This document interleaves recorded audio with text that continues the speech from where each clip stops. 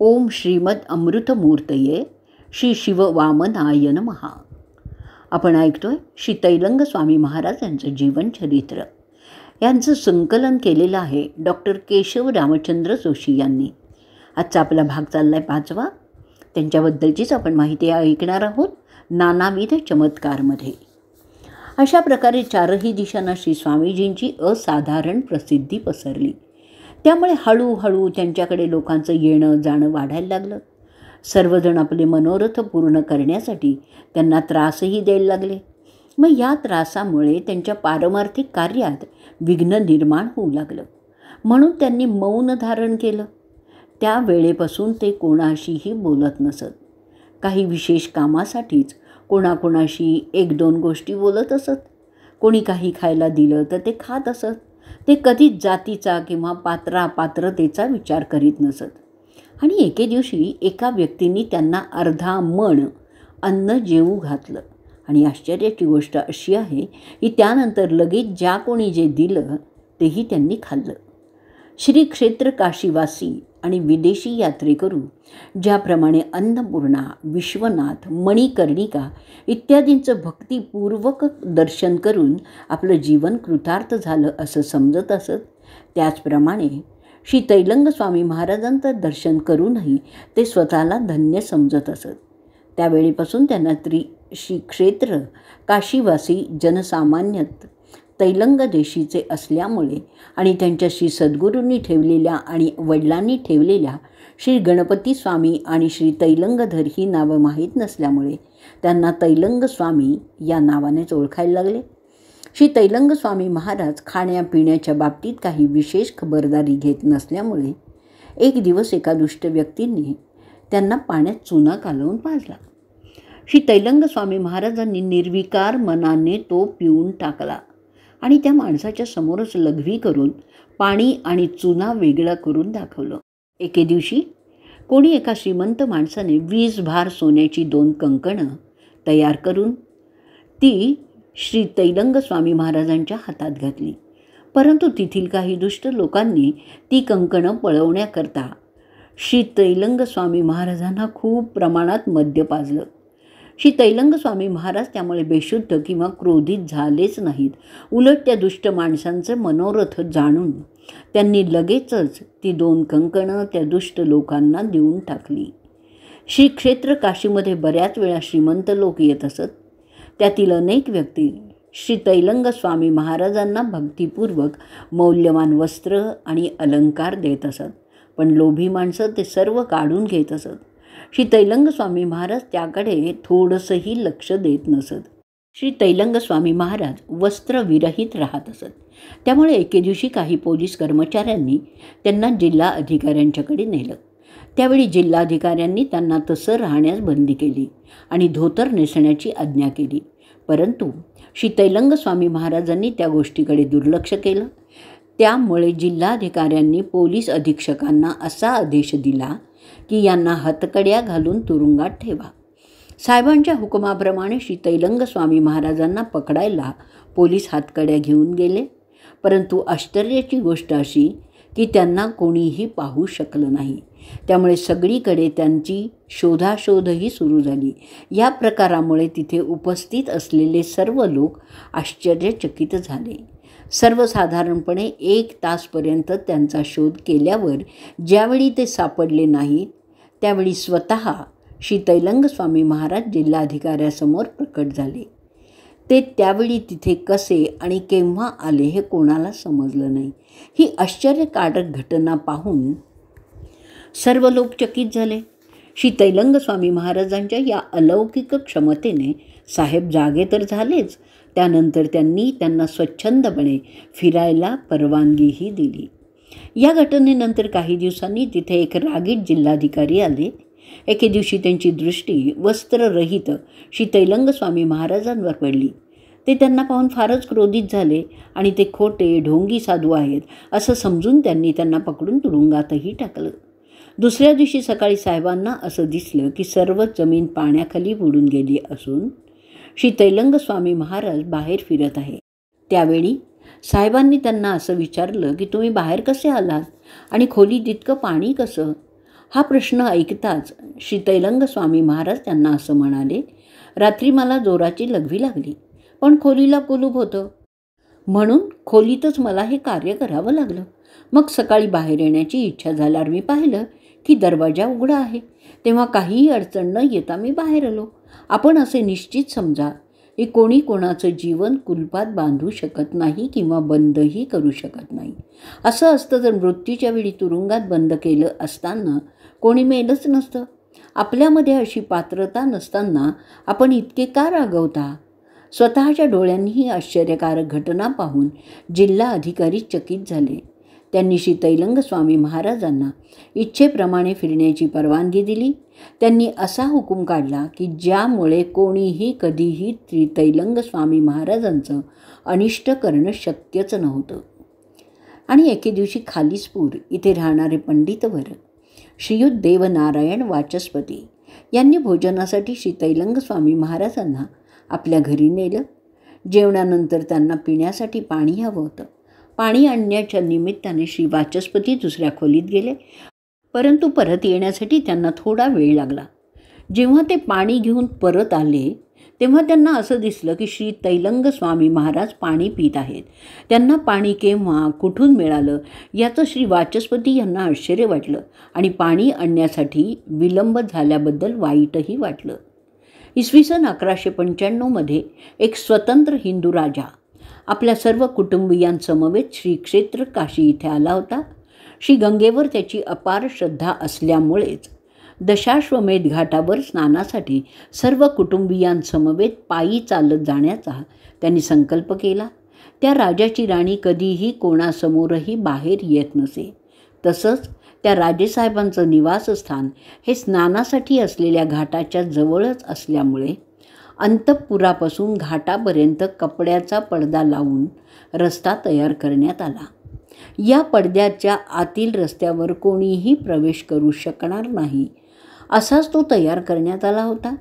एवढं करूनही पडद्याच्या दोन्ही बाजूंना पहारेकऱ्यांची व्यवस्था केली होती. एके दिवशी ठरलेल्या वेळी राजा आणि राणी काही दासींना बरोबर घेऊन स्नानासाठी निघाले. स्नान होण्यापूर्वी कोणीही दृष्टीपथात आलंच नव्हतं. परंतु जेव्हा सर्व लोक स्नान उरकून घाटावर आले तेव्हा त्यांनी समोर एक दिगंबर म्हणजेच नग्न अवस्थेमधील विशालकाय पुरुषाला पाहिलं. त्याला पाहताच राजाचे डोळे रागाने लालबुंद झाले. त्याचे ओठ थरथरू लागले. आपल्यासमोर एका नग्न पुरुषाला पाहून राणीसुद्धा अत्यंत लज्जित झाली. ती सर्व दासींना बरोबर घेऊन अंतःपुरात निघून गेली. राजाने श्री तैलंग स्वामी महाराजांना योग्य ती शिक्षा देण्यासाठी शिपायांना बोलवलं. परंतु श्री तैलंग स्वामी महाराजांची तेजपुंज दिव्य मूर्ती पाहून शिपाई आल्यावरही राजाने त्यांना शिक्षा केली नाही. नंतर ज्यावेळी त्यांची खरी ओळख करून घेण्यासाठी चौकशी करूनही काहीही माहिती मिळाली नाही त्यावेळी राजाने त्यांना वरती घेऊन जाण्याची शिपायांना आज्ञा दिली. शिपाई श्री तैलंग स्वामी महाराजांना पकडून वरती घेऊन गेले. वरती गेल्यानंतर राजाने त्यांना असं विचारलं की तुम्ही कसे आणि कशासाठी इथे आलात. परंतु राजाला त्यांच्या प्रश्नाचं उत्तर मिळालं नाही. ही घटना पाहण्यासाठी बरेचसे लोक तिथे कुतूहलाने जमा झाले होते. त्यांच्यामधील जे लोक श्री तैलंग स्वामी महाराजांना ओळखत होते ते श्री स्वामीजींना शिक्षा होऊ नये या दृष्टीने प्रयत्न करायला लागले. परंतु राजासमोर बोलण्याची कोणालाही हिंमत झाली नाही. त्या लोकांच्या परस्परांमध्ये चाललेल्या बोलण्यांमधून राजाला त्या नग्न व्यक्तीची म्हणजे श्री तैलंग स्वामी महाराजांची महती कळली. श्री तैलंग स्वामी महाराजांची योग्य माहिती मिळाल्यामुळे राजाने त्यांना सोडून देण्याची आज्ञा केली. परंतु तरीही राजाच्या 2-3 अनुयायांनी श्री स्वामी महाराजांचा बराच अपमान केला आणि नंतर त्यांना सोडून देण्यात आलं. राजाचा तो दिवस मोठ्या आनंदात गेला. मात्र रात्री झोपेत त्याला असं दिसलं, एक जटाजूटधारी वाघाचं कातडं पांघरलेली, हातात त्रिशूळ धारण केलेली आणि भयंकर दिसणारी अशी गौरवर्ण पुरुषाकृती रागाने डोळे लालबुंद करून त्याला असं सांगत आहे की हे दुराचारी, तू तैलंग स्वामींचा खरा योग्य परिचय मिळवूनही त्यांचा अपमान करून दिवसा ढवळ्या त्यांना घालवून दिलंस. त्यामुळे माझ्या हृदयाला ज्या वेदना झाल्या आहेत त्याबद्दल तुला योग्य ती शिक्षा भोगावीच लागेल. अरे मूर्खा, तू या पवित्र स्थानामध्ये राहण्याला योग्य नाहीस. ताबडतोब दुसऱ्या ठिकाणी निघून जा, नाहीतर आज काही तुझं खैर नाही. हे भयंकर स्वप्न पाहून राजा जोरजोराने ओरडून बेशुद्धच पडला. त्याची ती भयानक आरोळी ऐकून त्याचा सेवक वर्ग तत्काळ त्या ठिकाणी आला.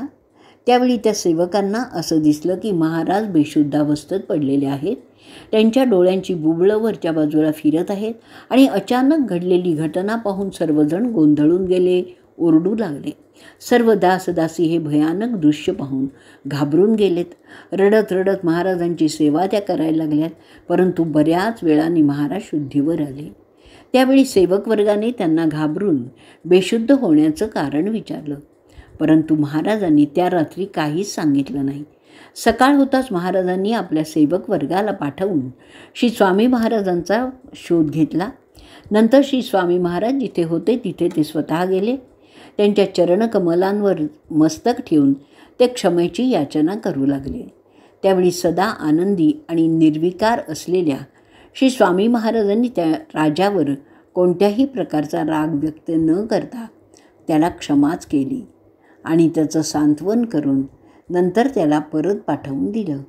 इसवी सन 1207 श्री तैलंग स्वामी महाराज दशाश्वमेध घाट सोडून पंचगंगा घाटावर श्री बिंदू माधवाच्या जवळ येऊन राहू लागले.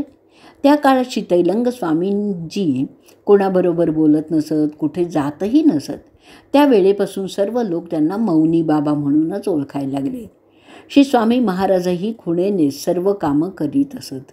कधीकधी विशेष गरज भासली तरच ते एखाद दुसऱ्या धर्मपिपासू व्यक्तीबरोबर एकांतामध्ये धर्माबद्दल चर्चा करीत असत किंवा एखाद्या इच्छुक व्यक्तीला असलेली शंका त्या व्यक्तीबरोबर चर्चा करून तिचं समाधान करीत असत.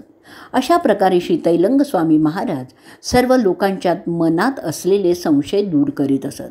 ते सर्व लोकांवर सारखंच प्रेम आणि दया करीत असत आणि त्यापासून ते कोणालाही दूर ठेवीतच नसत. श्री तैलंग स्वामी महाराजांना जाणणारे सर्व लोक आपापल्या इच्छा पूर्ण करून घेत असत. श्री तैलंग स्वामी महाराज राहत असत त्या घरात श्री मंगलदास ठाकूर, त्यांचे छोटे बंधू कृष्णप्रसाद ठाकूर आणि त्यांची आई श्रीमती अंबादेवी राहत असत. ते महाराष्ट्रीय होते. श्री मंगलदास हे त्यांचे सेवक होते, तर श्रीमती अंबादेवी या त्यांच्या सेविका होत्या. श्रीमती अंबादेवी या श्री तैलंग स्वामी महाराजांच्यासाठी स्वयंपाक तयार करीत असत. श्री मंगलदास आणि श्रीमती अंबादेवी यांच्यावर श्री स्वामीजी फार प्रेम करीत असत. श्री तैलंग स्वामीजींनी एक गाय पाळली होती. तिची सेवा श्रीयुत कृष्णप्रसाद करीत असत. श्री तैलंग स्वामी महाराज श्री मंगलदास यांना सर्व गोष्टी खुणेने सांगत असत. श्री मंगलदास हे त्यांच्या सहवासामध्ये बराच काळ राहिल्यामुळे त्यांनाही त्यांचे खुणेने बोललेलं सर्व काही समजत असे. श्री तैलंग स्वामी महाराज ज्या पलंगावर झोपत असत त्याच्या आजूबाजूच्या भिंतीवर देवनागरी लिपीमध्ये अनेक श्लोक लिहिलेले होते. एखादी व्यक्ती जेव्हा काही शंका समाधान करून घेण्याच्या उद्देशाने श्री तैलंग स्वामी महाराजांच्याकडे येत असत तेव्हा ते श्री मंगलदास यांना जवळ बोलवायचे. त्या श्लोकांपैकी एखाद्या श्लोकावर बोट ठेवून त्याचा अर्थ लिहिण्यास सांगायचे आणि स्वतः तो सांगत असत. लिखाण पूर्ण झाल्यावर त्या इच्छुक व्यक्तीला श्री मंगलदास ते वाचून दाखवत असत. कधीकधी एखादा दुसरा ब्रह्मचारी काही विशेष विषयांवर चर्चा करण्यासाठी श्री तैलंग स्वामी महाराजांच्याकडे येत असत. त्यावेळी ते स्वतः लिहिलेल्या 20-30 ग्रंथांपैकी आवश्यक असलेला ग्रंथ मागवून घ्यायचे आणि त्यांच्या आधाराने येणाऱ्या इच्छुकाला मार्गदर्शन करीत असे. ज्यावेळी कधी बोलण्याची गरज निर्माण होत असे त्यावेळी ते रात्रीचे बोलत असत. त्यांच्या भोजनाविषयी काही विशेष असे नियम नव्हते. ते एका शेरापासून 1 मणापर्यंत अन्न खाऊ शकत असत.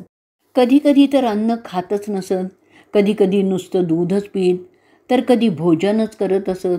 काही वेळा तर ते जो कोणी जे काही देईल तेच खात असत. आजचा भाग आपण इथे संपवणार आहोत.